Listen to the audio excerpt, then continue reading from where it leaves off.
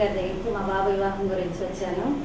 అది ఏం చేయాలి సార్ అని చెప్పి నేను అడిగితే, నాకు ఇలా పూజలు చేయాలమ్మా, 9 వారాలు లలితాంబ పూజలు చేయాలని చెప్పారు.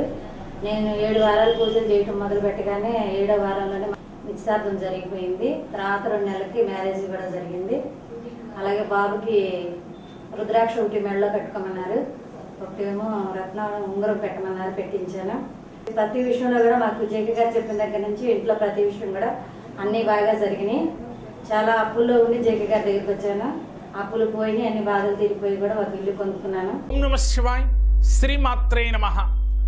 ప్రతి వ్యక్తి కూడా పేదరికంలో పుట్టినంత మాత్రాన కోటేశ్వరుడు కాలేము అనుకోవటం చాలా తప్పు అని చెప్తున్నారు మన పెద్దలు.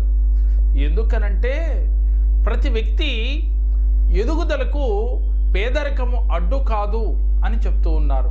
ఏమిటి అనంటే పేదరికంలో పుట్టి కూడా కోటేశ్వరులుగా అయిన వారు, ఉన్నత పదవులని పొందిన వారు చాలా మంది ప్రముఖులు మనకి అందరికీ తెలిసి ఉండవచ్చు.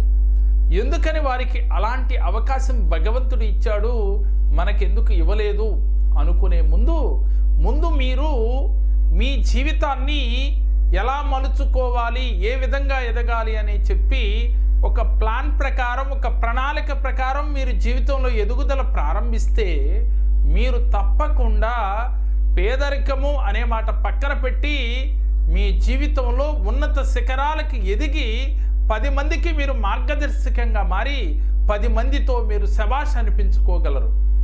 ఎప్పుడైతే నేను పేదవాడిని, నేనేమి చేయలేను, డబ్బుంటే ఏదైనా చేయగలను అనే ఆలోచన మీలోకి వచ్చినట్లయితే మీరు ఏమీ చేయలేరు. ఎందుకనంటే అన్నిటికీ డబ్బే కాదు, కావలసింది దృఢ సంకల్పం, అలాగే జీవితం మీద ఎలా ప్లాన్ చేసుకోవాలని ఒక ప్రణాళిక ముఖ్యం. ఎందుకనంటే మనకి ఉదాహరణకి అబ్దుల్ కలాం గారిని తీసుకుంటే ఆయన ఎక్కడ పుట్టారో అందరికీ తెలుసు, ఏ స్థాయి నుంచి ఏ స్థాయికి ఎదిగారో అందరికీ తెలిసిన విషయమే. అంటే ఇలా అబ్దుల్ కలాం గారే కాకుండా ఎంతోమంది మహనీయులు ఇలా జీరోతో స్టార్ట్ అయ్యి మరి హీరోలుగా ఎదిగిన విషయాలు అందరికీ తెలుసు కదా.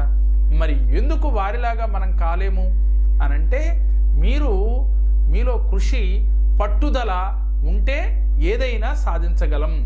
అందుకనే ఒక మహనీయుడు ఒక గేయాన్ని రాచాడు, కృషి ఉంటే మనుషులు ఋషులవుతారు,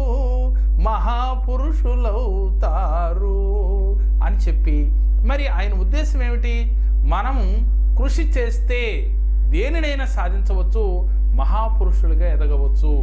కాబట్టి మనలోని ఉన్న లోపాన్ని పట్టుకుని మనకున్న పేదరికం పైన మనం మాట్లాడుతూ ఉంటాం.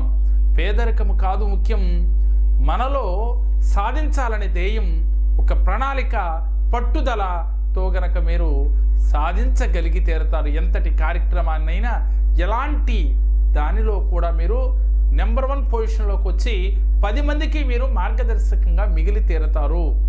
మీరే ఆలోచించండి, ఇది నిజమా కాదా అనేది. అంటే నిజమేనని ప్రతి ఒక్కరు మనసు చెప్తూ ఉంటుంది. కానీ ఇక్కడ మీరు గుర్తించుకోవాల్సింది ఒకటి, మానవ ప్రయత్నం మనం చేస్తూ మన గ్రామ దేవత, కులదేవతను కూడా ఆరాధిస్తూ భగవంతుడి పైన భారం వేసి మీరు ముందుకు సాగిపోతూ ఉంటే విజయం మీ వెంటే ఉంటుంది. ఈ సత్యాన్ని గ్రహించండి. మేము చెప్పిన ఈ వీడియో మీకు నచ్చినట్లయితే లైక్ చేయండి, మీ ఫ్రెండ్స్కి షేర్ చేయండి. మా మరిన్ని వీడియోలు మీరు చూడాలి అంటే మా జేకేఆర్ జెమ్ టీవీ, మా జేకేఆర్ భక్తిని సబ్స్క్రైబ్ చేసుకోండి. ఓం నమః శివాయ.